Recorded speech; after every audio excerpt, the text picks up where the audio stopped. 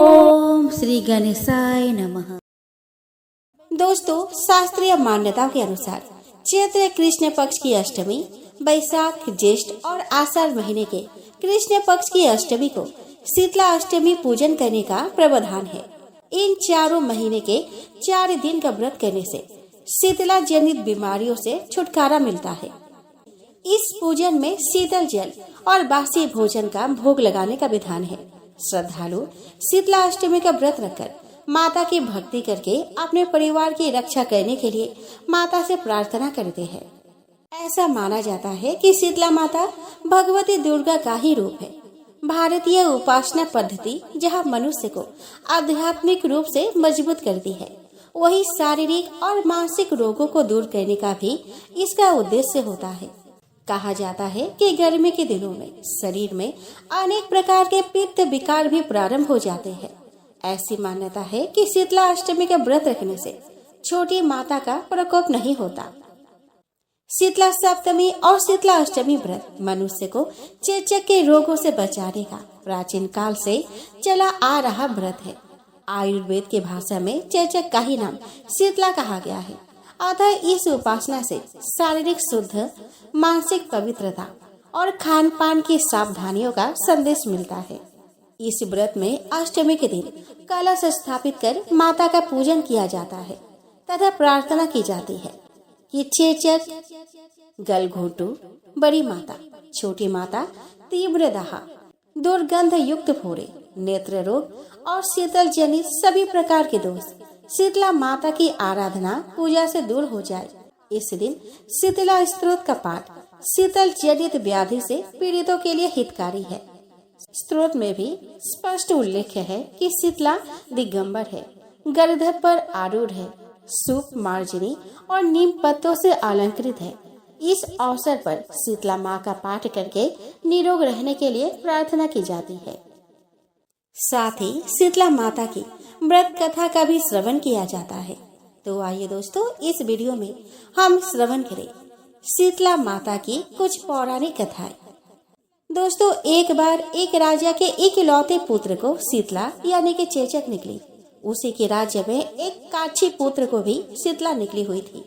काछी परिवार बहुत गरीब था, पर भगवती का उपासक था।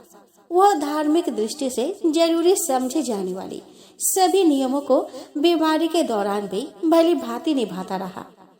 घर में साफ सफाई का विशेष ख्याल रखा जाता था। नियम से भगवती की पूजा होती थी। नमक खाने पर पाबंदी थी।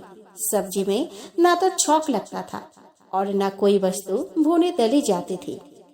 गरम वस्तुएं न वह स्वयं खाता और न शीतला वाले लड़के को देता था। ऐसा करने से उसका पुत्र शीघ्र ही ठीक हो गया। उधर जब से राजा के लड़के को शीतला का प्रकोप हुआ था, तब से उसने भगवती के मंडप में सप्तचंडी का पाठ शुरू करवा रखा था। रोज हवन व बलिदान होते थे। राज पुरोहित भी सदा भगवती के पूजन में निमग्न रहते थे। राजमहल में रोज कढ़ाई चढ़ती, विविध प्रकार के गरम स्वादिष्ट भोजन बनते। सब्जी के साथ कई प्रकार के मांस भी पकते थे। इसका परिणाम यह होता कि उन लजीज भोजनों की गंध से राजकुमार का मन मचल उठता। वह भोजन के लिए जिद करता। एक तो राजपुत्र और दूसरा इकलौता। इस कारण उसकी अनुचित जिद भी पूरी कर दी जाती थी। इस पर शीतला का कोप घटने के बजाय बढ़ने लगा।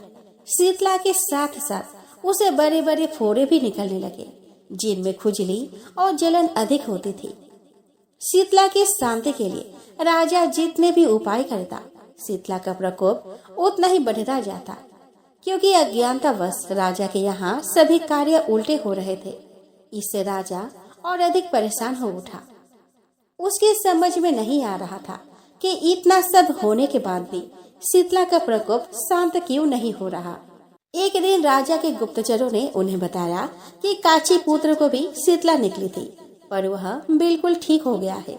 यह जानकर राजा सोच में पड़ गया कि मैं शीतला की इतनी सेवा कर रहा हूँ, पूजा व अनुष्ठान में कोई कमी नहीं, पर मेरा पुत्र अधिक रोगी होता जा रहा है, जबकि काछी पुत्र बिना सेवा पूजा के ही ठीक हो गया। इसी सोच में उसे नींद आ गई। श्वेत वस्त्र धारिणी भगवती ने उसे स्वप्न में दर्शन देकर कहा कि हे राजन, मैं तुम्हारी सेवा अर्चना से प्रसन्न हूँ, इसीलिए आज भी तुम्हारा पुत्र जीवित है। इसके ठीक न होने का कारण यह है कि तुमने शीतला के समय पालन करने योग्य नियमों का उल्लंघन किया। तुम्हें ऐसी हालत में नमक का प्रयोग बंद करना चाहिए। नमक से रोगी के फोड़ों में खुजली होती है। घर की सब्जियों में छोंक नहीं लगाना चाहिए, क्योंकि इसकी गंध से रोगी का मन उन वस्तुओं को खाने के लिए ललचाता है। रोगी का किसी के पास आना जाना मना है, क्योंकि यह रोग औरों को भी होने का भय रहता है। अतः इन नियमों का पालन कर तेरा पुत्र अवश्य ही ठीक हो जाएगा। विधि समझाकर देवी अंतर ध्यान हो गई। प्रातः से ही राजा ने देवी की आज्ञा अनुसार सभी कार्यों की व्यवस्था कर दी। इससे राजकुमार की सेहत पर अनुकूल प्रभाव पड़ा और वह शीघ्र ही ठीक हो गया। इसी दिन भगवान श्री कृष्ण और माता देवकी का विधिवत पूजन करके मध्यकाल में सात्विक पदार्थों का भोग लगाना चाहिए। ऐसा करने से पुण्य ही नहीं मिलता, बल्कि समस्त दुखों का भी निवारण होता है। तो चलिए अब हम श्रवण करें श्री कृष्ण और माता देवकी की कथा। दोस्तों, द्वापर युग में लाखों दैत्यों और अहंकारी राजाओं ने पृथ्वी पर रहने वाली प्रजा को भयभीत कर रखा था। उनसे त्राण पाने के लिए पृथ्वी ने गौ का रूप धारण किया और ब्रह्मा जी के पास जाकर उनसे अपने करुण कथा सुनाई। ब्रह्मा जी ने पृथ्वी के कष्टों को सुनकर उसे आश्वस्त किया और वे भगवान शंकर व अन्य देवगणों को लेकर पृथ्वी के साथ भगवान के धाम क्षीर सागर के तट पर गए। भगवान जगत के स्वामी है और सभी के कष्टों को हरने वाले हैं। ब्रह्मा जी ने भगवान की स्तुति करके पृथ्वी के कष्टों की गाथा उन्हें सुनाई। तो भगवान ने उनसे कहा कि ब्रह्मा जी, पृथ्वी के कष्टों के विषय में मुझे ज्ञान है। मैं शीघ्र ही यदुकुल में जन्म लूंगा। उस समय सभी देवगण अपने अपने अंश से वहाँ ग्वाल बाल और गोपियों के रूप में जन्म लेंगे और मेरी प्रिय माला श्री राधा के सेवा के लिए तैयार हो जाएंगे। भगवान शेष भी मेरे बड़े भाई के रूप में वह अवतार लेंगे। तब मैं पृथ्वी का भार हल्का करने का प्रयत्न करूंगा।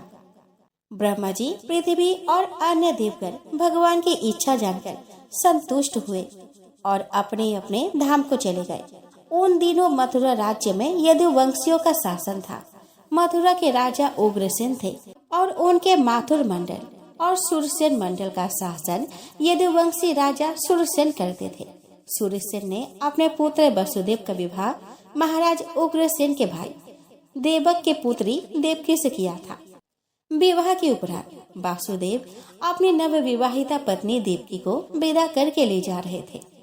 अपनी चचेरी बहन देवकी को प्रसन्न करने के लिए महाराज उग्रसेन के पुत्र कंस ने उसके रथ की घोड़ों की लगाम अपने हाथों में पकड़ ली और स्वयं रथ को हाँकने लगा। देवक ने प्रचुर धन धान्य देकर अपने पुत्री को विदा किया था। महल से कुछ दूर जाने पर ही आकाशवाणी ने कंस को संबोधित करते हुए कहा, जिसको तू रथ में बैठाकर लिए जा रहा है, उसके गर्भ की 8वीं संतान तुझे मार डालेगी। कंस बड़ा दुष्ट और पापी था। वह भोज वंश का एक कलंक था। आकाशवाणी सुनते ही उसने तलवार खींच ली और अपनी बहन की चोटी पकड़कर उसे मारने के लिए तैयार हो गया। उसके इस धृष्टता को देखकर वहाँ हाहाकार मच गया। उसके इस कृत्य को देखकर वसुदेव जी ने उसे शांत करते हुए कहा कि राजकुमार, आप भोज वंश के होनहार युवराज हैं और अपने वंश की यश कीर्ति बढ़ाने वाले हैं। बड़े बड़े सूरवीर अपनी वीरता की प्रशंसा करते हैं।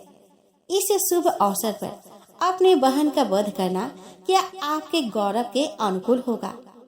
वीरवर, जिसने जन्म लिया है उसकी मृत्यु तो निश्चित है। जब इस शरीर का अंत हो जाता है तब जीव अपने कर्मों के अनुसार दूसरा शरीर धारण कर लेता है। यह प्रकृति का सत्य नियम है। दूसरा शरीर प्राप्त करके वह पहले शरीर के कर्मों को भूल जाता है। इसीलिए अपना कल्याण चाहने वालों को दूसरों से बैर नहीं करना चाहिए। कंस, यह आपकी छोटी बहन है। यह अभी बच्ची है। इसे तो आपको अपनी कन्या के समान समझना चाहिए। अभी अभी तो इसका विवाह हुआ है, ऐसे में इसका वध करना कहाँ तक उचित है? आप ही इस पर विचार कीजिए। इस प्रकार वसुदेव जी ने उसे समझाने का प्रयास किया, परंतु वह क्रूर अन्याय तो अपने संकल्प पर अड़ा ही हुआ था। उसका हठ देखकर वसुदेव जी ने सोचा कि बुद्धिमान पुरुष को अपने बुद्धि कौशल से मृत्यु को टालने का प्रयत्न करना चाहिए। विधाता की जो इच्छा है वो तो होगा ही। उन्होंने मुस्कुराकर कंस से कहा, सौम्य, आपको देवकी से नहीं इसके पुत्र से भय है, सो मैं इसके पुत्रों को लाकर आपको सौंप दूंगा, यह मेरा वचन है। वसुदेव के ऐसा कहने पर कंस ने अपनी तलवार म्यान में रख ली और बोला कि मुझे आप पर भरोसा है, किंतु यदि मेरे साथ छल किया गया तो मैं किसी को भी नहीं छोड़ूंगा। वसुदेव जी देवकी के साथ अपने घर चले गए। समय आने पर देवकी ने कीर्तिमान नामक पुत्र को जन्म दिया। वसुदेव जी ने सीने पर पत्थर रखकर अपने पुत्र को लाकर कंस को सौंप दिया। जब कंस ने देखा कि वसुदेव जी ने अपने वचन का पालन किया है तो वह बड़ा प्रसन्न हुआ। उसने हंसकर वसुदेव जी से कहा कि वसुदेव जी, आप इस बालक को ले जाइए, इससे मुझे कोई भय नहीं है, क्योंकि आकाशवाणी के अनुसार देवकी के गर्भ से उत्पन्न 8वें पुत्र द्वारा मेरा वध होगा। उसे आने दीजिए, तब देखेंगे। ठीक है कहकर वसुदेव जी उस बालक को लेकर वापस चले गए, परंतु मन ही मन वे संकित अवश्य रहे। इधर देव ऋषि नारद कंस को उकसाने के लिए उसके पास आए और बोले कि कंस, तुम बड़े भोले हो। वहाँ सभी देवगण तुम्हारी मृत्यु की योजना बना रहे हैं और तुम हो कि देवकी के पहले और 8वें पुत्र की बात सोच रहे हो। क्या पता यह पहला पुत्र ही 8वां हो। पीछे से गणना करने पर यही 8वां बैठेगा। ऐसा कहकर नारद जी उसके मन में संदेह पैदा करके चले गए। उसने तत्काल अपने सैनिकों को भेजकर वसुदेव और देवकी को बंदी बनवाकर बुलवा लिया और उसे बंदी गृह में डाल दिया। उसने पहले वाले पुत्र के साथ साथ जो भी पुत्र होते गए उन सभी को मार डाला। उसे शंका बनी रहती कि पता नहीं कौन सा बालक विष्णु का अवतार बनकर आ जाए। कंस जानता था कि पूर्व जन्म में वो कालनेमी नामक असुर था और उसे विष्णु ने मार डाला था। उसने भयभीत होकर विरोध करने वाले अपने पिता उग्रसेन को भी बंदी गृह में डलवा दिया और स्वयं मथुरा का शासक बन बैठा। उसने घोषणा करा दी कि उसके राज्य में जो भी नवजात शिशु दिखाई दे उसे तत्काल मार डाला जाए। उसकी इस आज्ञा से सारी प्रजा भयभीत हो उठी। उसके अत्याचार दिन प्रतिदिन बढ़ने लगे। कंस एक तो स्वयं बड़ा बली था, दूसरे उसे मगध सम्राट जरासंध की सहायता और मित्रता प्राप्त थी। कितने ही असुर और क्रूर राजाओं के साथ उसकी मित्रता थी। उनमें प्रलंबासुर, बकासुर, चाणूर, मुष्टिक, त्रिनावर्त, आघासुर, अधिष्टसुर, द्विविद, पूतना, केसी और धेनुक प्रमुख थे। ये सभी अत्यंत बलशाली थे। बारासुर और भौमासुर भी उसके सहायक थे। इन्हें साथ लेकर वह यदुवंशियों पर बड़ा अत्याचार किया करता था, जिसके कारण वे वहां से भागकर इधर उधर दूसरे प्रदेशों में जा बसे। कंस ने एक एक करके देवकी के 6 बालकों को मार डाला। 7वें गर्भ के रूप में शेष जी भगवान के अंश रूप में आ गए। एक ओर देवकी को हर्ष हुआ और दूसरी ओर कंस द्वारा उसे मारे जाने का भय भी सताने लगा। तब विश्वात्मा भगवान ने अपने योग माया से कहा कि देवी कल्याणी, तुम्हारे ब्रज में जाने का समय आ गया है। वह प्रदेश ग्वालों और गौओं से सुशोभित है, जहाँ नंद बाबा के गोकुल में वसुदेव जी की पत्नी रोहिणी गुप्त रूप से निवास करती है। इस समय मेरा शेष रूपी अंश देवकी के गर्भ में स्थित है। तुम उसे वहाँ से निकालकर रोहिणी के गर्भ में रख दो। अब मैं अपने संपूर्ण ज्ञान और बल के साथ देवकी का पुत्र बनूंगा और तुम नंद बाबा की पत्नी यशोदा के गर्भ से जन्म लेना। पृथ्वी पर लोग तुम्हें अनेकों नामों से पुकारकर तुम्हारी भक्ति करेंगे, तुम्हें नव दुर्गा का रूप देंगे। भगवान का आदेश स्वीकार करके योग माया ने वैसा ही किया जैसा उन्होंने कहा था। योग माया ने जब देवकी का गर्भ ले जाकर रोहिणी के गर्भ में रख दिया तो सभी ने बड़े दुख के साथ यही कहा कि देवकी का गर्भ पूरा होने से पहले ही गिर गया। इसके कुछ समय बाद भगवान अपने संपूर्ण कलाओं के साथ वसुदेव जी के मन में जा बसे और गोकुल में योगमाया नंद बाबा के मन में जा बसे। भगवान के उस ज्योतिर्मय अंश को देवकी ने अपने गर्भ में ग्रहण किया और यशोदा ने योगमाया के अंश को। देवकी के गर्भ ग्रहण करते ही कारागार में एक विचित्र प्रकार की आभा प्रस्फुटित होने लगी। देवकी के मन का डर भी स्वतः ही समाप्त हो गया और उसका मन परमात्मा की आराधना में लगा रहने लगा। उसके मुख पर पवित्र मुस्कान रहने लगी। कंस को लगा कि इस बार देवकी ने जो गर्भ ग्रहण किया है उसमें निश्चित रूप से उसके शत्रु विष्णु का ही अंश है। उसने विचार किया कि गर्भवती बहन का हत्या करना कदापि उचित नहीं होगा। इससे उसे भारी कलंक लगेगा, लोग उसकी निंदा करेंगे और वह घोर नरक में जाएगा। इसीलिए वह भगवान के प्रति दृढ़ वैर भाव को मन में रखकर उनके जन्म की प्रतीक्षा करने लगा। वह उठते बैठते, खाते पीते, सोते जागते, चलते फिरते अर्थात सदैव भी श्री कृष्ण के चिंतन में ही लगा रहने लगा। बंद गृह में उसने पहरा और भी कड़ा कर दिया। पल पल की वह सूचना लेता रहा। उसी दौरान भगवान शंकर और ब्रह्मा जी सूक्ष्म रूप में बंदी गृह में आए। श्री नारद जी उनके साथ थे। वे सभी सुमधुर वचनों से श्री हरि की स्तुति करने लगे कि हे प्रभु, आप सत्य संकल्प है, सत्य ही आपका रूप है और सत्य ही श्रेष्ठ कारण है।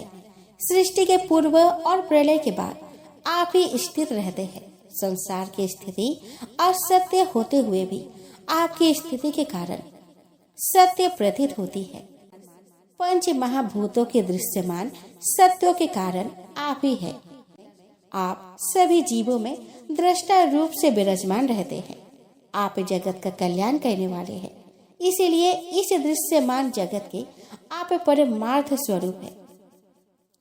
इसीलिए इस दृश्यमान जगत के आप परमार्थ स्वरूप है। आप समदर्शी है। प्रभु, हम आपके शरण में आए हैं। इस संसार रूपी वृक्ष के दो ही पक्षी है, एक जीव और दूसरा आप स्वयं परमात्मा। इस वृक्ष की उत्पत्ति के आधार भी आप ही है। आप ही इसमें स्थित रहते हैं और आप ही इसे नष्ट कर देते हैं। हे सर्वेश्वर, आप सभी कष्टों को हरने वाले हैं। आपके अवतार लेने से ही इस धरती से दुष्टों का विनाश होगा और धरती का भार हल्का होगा। आपने अनेक बार अवतार लेकर पृथ्वी का भार हल्का किया है। इस बार भी आप पृथ्वी का भार हरण करेंगे। हे यदुनंदन, हम आपके चरणों की वंदना करते हैं। ऐसा कहकर देवकी को आशीष देकर वे सभी वहां से प्रस्थान कर गए। देवकी का मन अत्यधिक उत्साह से भर गया। रोहिणी नक्षत्र आने पर आकाश के सभी ग्रह, नक्षत्र और तारे शांत हो गए। सुबह गुरु से युक्त अत्यंत सुहावना वक्त आ गया। देवकी और वसुदेव का अंतःकरण पूरी तरह शुद्ध हो गया। भगवान के आविर्भाव का समय आ गया था। दिशाएं स्वच्छ एवं प्रसन्न थी। निर्मल आकाश में तारे जगमगा रहे थे। पृथ्वी पर सर्वत्र मंगलमय वातावरण उपस्थित हो गया था। नदियों का जल शांत था। सरोवर में रात्रि में भी कमल खिले थे। वन में वृक्षों पर रंग बिरंगे पुष्प खिले थे। पक्षी चहचहा रहे थे और भौरे गुंजार कर रहे थे। शीतल, मंद और पवित्र वायु चल रही थी। ब्राह्मणों के अग्निहोत्र की कभी न बुझने वाली अग्नियां, जो कंस के अत्याचारों से बुझ गई थी, सहसा अपने आप जल उठी। सभी देवगण आकाश में पुष्पों और वाद्य यंत्रों को पकड़े भगवान के जन्म की प्रतीक्षा कर रहे थे। किन्नर और गंधर्व मधुर स्वरों में भगवान की स्तुति कर रहे थे। भगवान के अवतार का समय आ गया था। चारों ओर घनघोर अंधकार का साम्राज्य फैला था।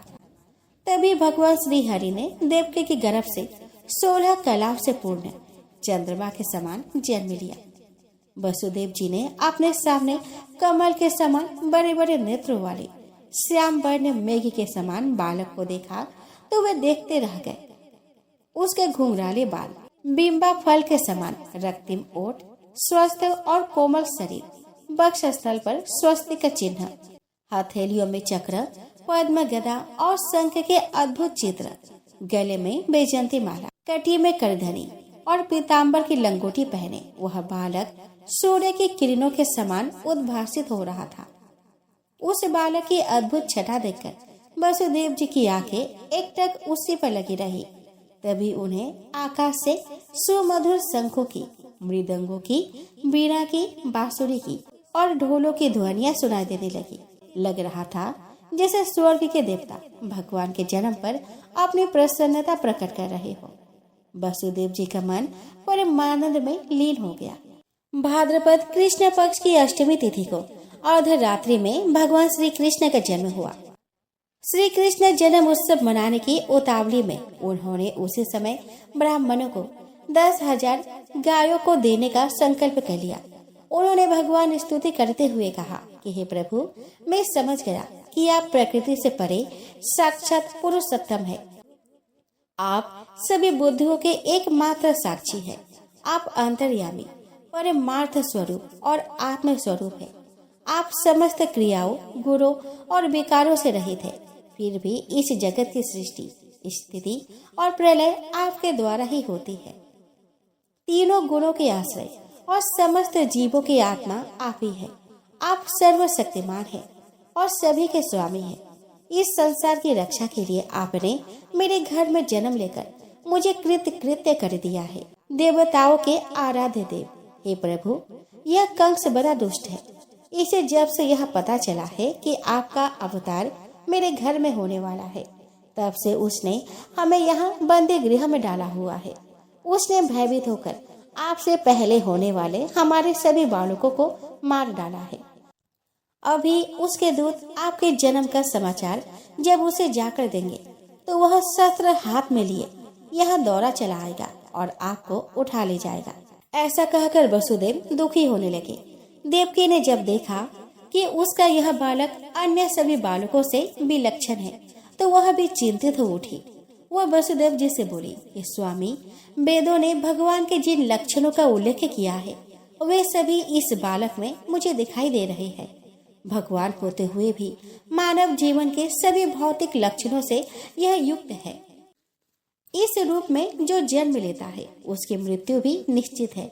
मृत्यु का यह कराल मुख जीव को भयभीत किए रहता है। आपने इस बालक के प्रति मेरी चिंता स्वाभाविक है। वैसे तो भगवान हमारी रक्षा करने वाले हैं, किंतु इस बालक की सुरक्षा के लिए मेरा मन अत्यधिक भयभीत हो रहा है। आप कुछ भी कीजिए पर मेरे इस बालक को बचाइए, अन्यथा कंस किसी भी क्षण यहाँ आ सकता है। यह मेरा अहोभाग्य है कि मुझे इस अद्भुत बालक की माता होने का सौभाग्य प्राप्त हुआ है। फिर भी मेरा मन बड़ा भयभीत है। उसी समय उस बालक के मुख से बोल फूट पड़ी। वह बोला कि माते, भयभीत मत हो, कंस मेरा कुछ भी अहित नहीं कर सकता। पूर्व काल में जब स्वयंभुव मनु के काल में तुम्हारा जन्म हुआ था, तुम्हारा नाम वृष्णि था और वसुदेव सुतपा नाम के प्रजापति थे। तुम दोनों के हृदय अत्यंत शुद्ध थे। जब ब्रह्मा जी ने तुम दोनों को संतान उत्पन्न करने की आज्ञा दी, तब तुम लोगों ने इंद्रियों का दमन करके उत्कृष्ट तपस्या की थी। उस कठोर तपस्या में तुमने सदैव मेरा ही स्मरण किया था। तुम्हारी यह तपस्या देवताओं के 12,000 वर्ष तक चलती रही थी। उसी समय तुम्हारी भक्ति देखकर मैं प्रसन्न हुआ था। तुम दोनों ने मेरे द्वारा वर मांगने के लिए कहने पर मेरे जैसा पुत्र मांगा था। मेरी माया से मोहित होने के कारण तुमने मोक्ष नहीं मांगा था। तब मैं तथास्तु कहकर चला गया था। उस बलिदान के स्वरूप इस काल में मैंने तुम्हारे घर में जन्म लिया था। संसार में शील स्वभाव, उदारता और अन्य गुणों में मेरे जैसा कोई नहीं है। तब मैं तुम्हारे पुत्र प्रिय श्री गर्भ के रूप में विख्यात हुआ था। फिर दूसरे जन्म में तुम हुई अदिति और वसुदेव हुए कश्यप। उस समय भी मैं तुम्हारा उपेंद्र नामक पुत्र हुआ। तब मैं छोटा होने के कारण वामन रूप में विख्यात हुआ। तुम्हारे यहाँ इस तीसरे जन्म में भी मैं तुम्हारे पुत्र के रूप में जन्मा हूँ। मेरी वाणी सदैव सत्य होती है। मैंने तुम्हें पूर्व अवतारों का स्मरण कराने के लिए अपना यह रूप दिखाया है। तुम दोनों मेरे प्रति सदैव पुत्र भाव ही रखना। ब्रह्म भाव तुम्हारे मन में ही रहना चाहिए। इस प्रकार वात्सल्य, स्नेह और परम पद की प्राप्ति तुम्हें होगी। भगवान इतना कहकर चुप हो गए। उन्होंने तत्काल एक साधारण शिशु का रूप धारण कर लिया। तब भगवान की प्रेरणा से वसुदेव ने उन्हें अपने गोद में उठा लिया। उसी समय नंद की पत्नी यशोदा के गर्भ से महामाया ने जन्म लिया। उसी योग माया ने द्वारपाल और सभी पूर्ववासियों की समस्त इंद्रिय चेतनाएं हर ली। सभी अचेत होकर सो गए।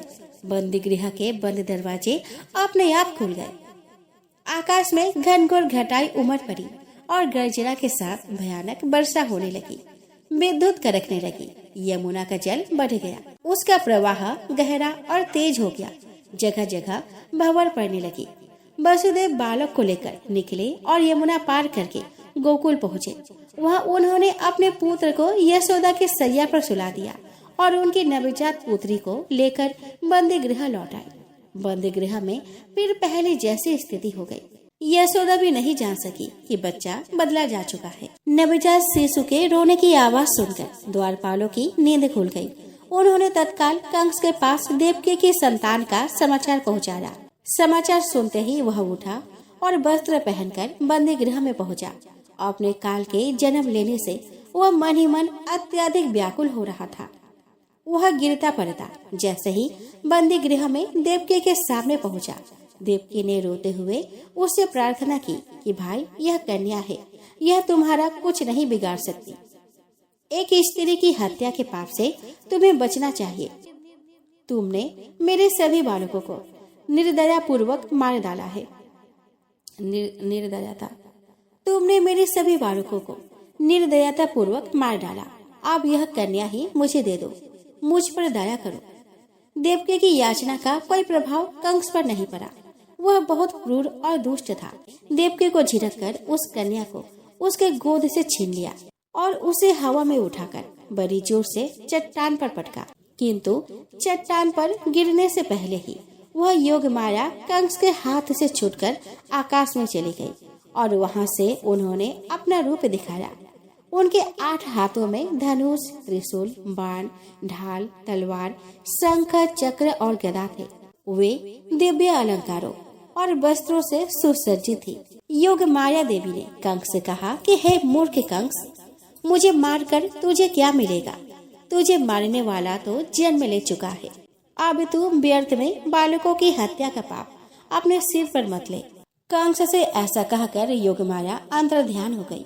योग माया की बात सुनकर कंस घूर घूर कर आकाश की ओर देखने लगा। जब उसे चेत हुआ तो वह देवकी पर दहाड़ने लगा कि बता, वह बालक कहाँ है? परंतु देवकी ने अपनी अनभिज्ञता प्रकट की और रोने लगी। वह बोली कि भाई, मेरे सभी बालकों को मारने के बाद भी यदि तुझे मुझ पर विश्वास नहीं है तो अब तो मुझे भी मार डाल। ना मैं रहूंगी और न तुझे किसी अन्य बालक के होने की चिंता होगी। एक आकाशवाणी के आधार पर ही तूने जो जघन्य पाप किया है उससे तुझे कौन बचाएगा? ऐसा कौन है जिसने यहाँ जन्म लिया है और मृत्यु को प्राप्त ना हुआ हो? यहाँ कोई अमर होकर नहीं आता। मारने वाला भी एक दिन स्वयं भी मौत के मुंह में चला जाता है। देवकी की बात सुनकर कंस को बड़ी ग्लानि हुई।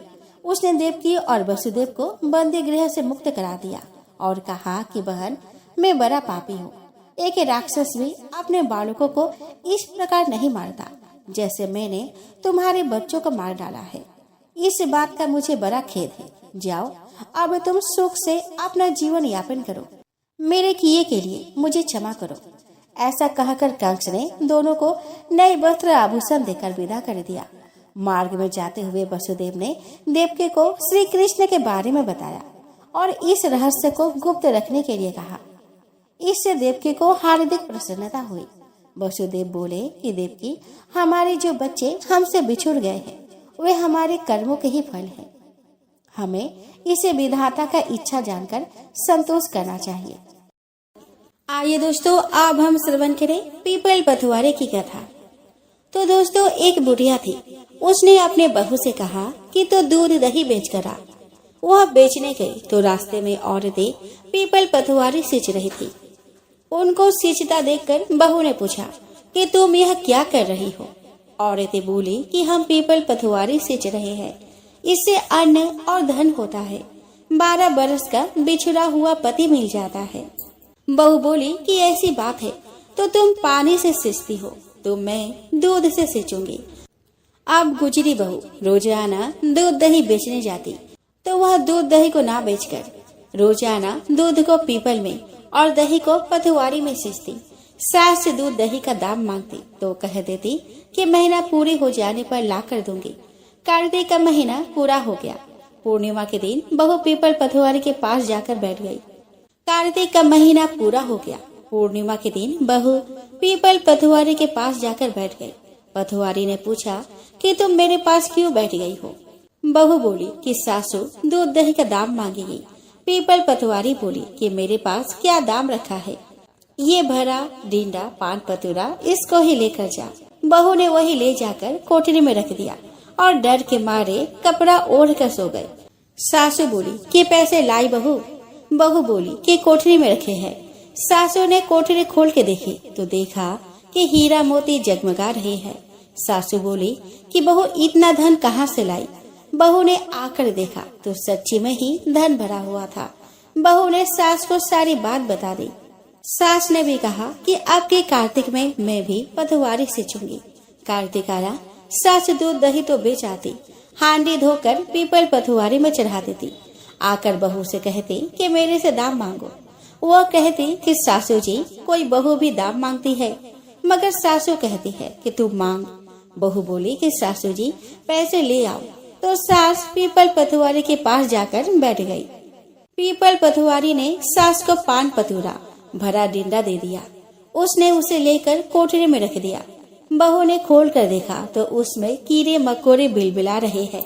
बहू ने कहा कि सासू जी यह क्या? सास ने आकर देखा और बोलने लगे कि पीपल पथवारी बड़ी डोगली पटपिटन है, इसको तो धन दिया और मुझको कीड़ा मकोड़ा दिया। तब सभी कोई बोलने लगे कि बहू तो सत की भूखी सींची थी, तुम धन की भूखी। तो है पथवारी माता, जैसा बहू को दिया वैसा सबको देना, जैसा सास को दिया वैसे किसी को ना देना। आइए दोस्तों, अब हम श्रवण करें गणेश जी की कथा।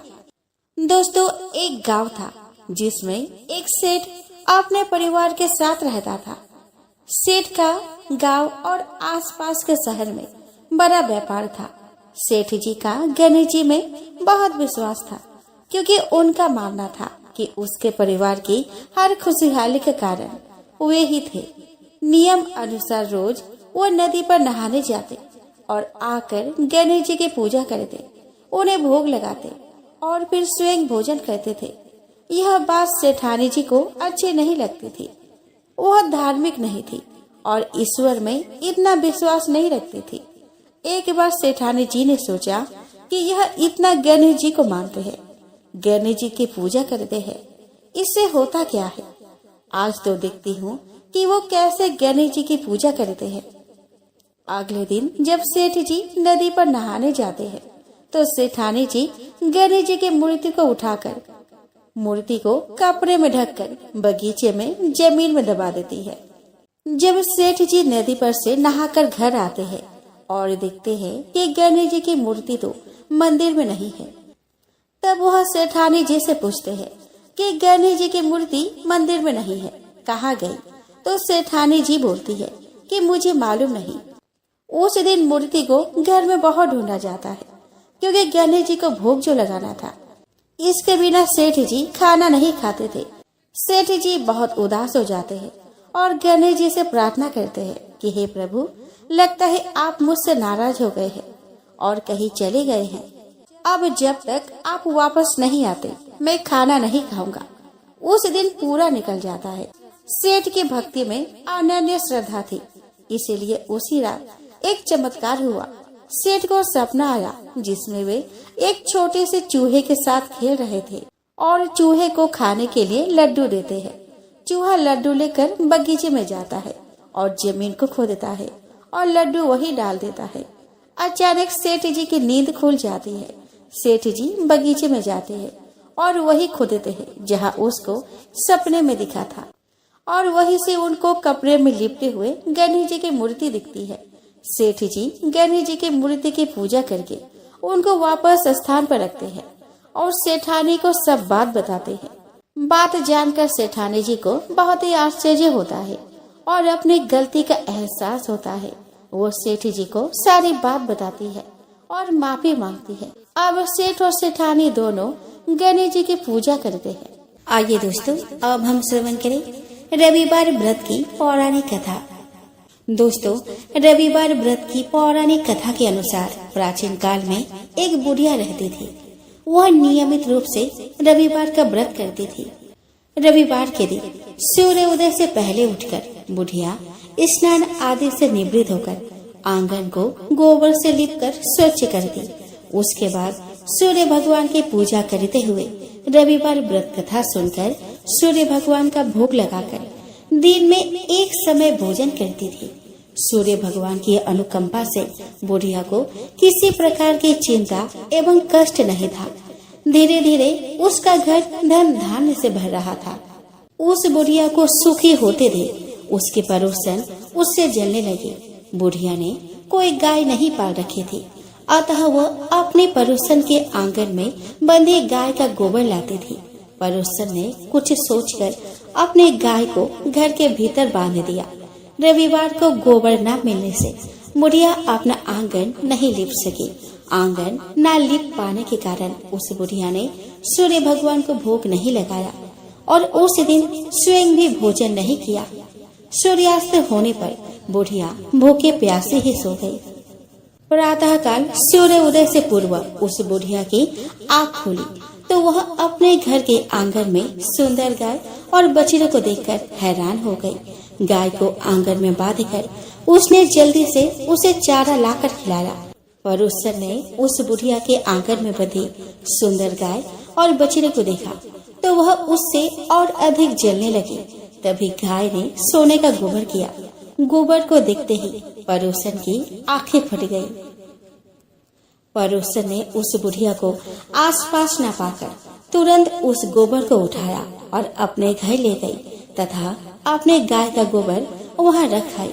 सोने के गोबर से पड़ोसन कुछ ही दिनों में धनवान हो गई। गाय प्रतिदिन सूर्य उदय से पूर्व सोने का गोबर किया करती थी और बुढ़िया के उठने के पहले पड़ोसन उस गोबर को उठाकर ले जाती थी।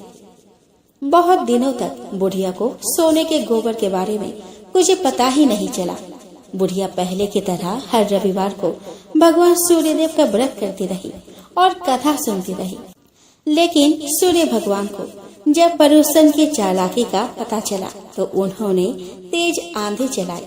आंधी का प्रकोप देखकर बुढ़िया ने गाय को घर के भीतर ही बांध दिया। सुबह उठकर बुढ़िया ने सोने का गोबर देखा तो उसे बहुत आश्चर्य हुआ। उस दिन के बाद से बुढ़िया गाय को घर के भीतर बांधने लगी। सोने के गोबर से बुढ़िया कुछ ही दिनों में बहुत धनवान हो गई। उस बुढ़िया के धनी होने से पड़ोसन बुरी तरह जल भून कर राख हो गई और उसने अपने पति को समझा बुझाकर उसे नगर के राजा के पास भेज दिया। सुंदर गाय को देखकर राजा बहुत खुश हुआ। सुबह जब राजा ने सोने का गोबर देखा तो उसके आश्चर्य का ठिकाना न रहा। उधर सूर्य भगवान को भूखे प्यासी बुढ़िया को इस तरह प्रार्थना करते देख उस पर बहुत करुणा आई। उसी रात सूर्य भगवान ने राजा को स्वप्न में कहा कि राजन, बुढ़िया की गाय व बछड़ा तुरंत ही लौटा दो, नहीं तो तुम पर विपत्तियों का पहाड़ टूट पड़ेगा, तुम्हारा महल नष्ट हो जाएगा। सूर्य भगवान के स्वप्न से बुरी तरह भयभीत राजा ने प्रातः उठते ही गाय और बछड़ा बुढ़िया को लौटा दिया।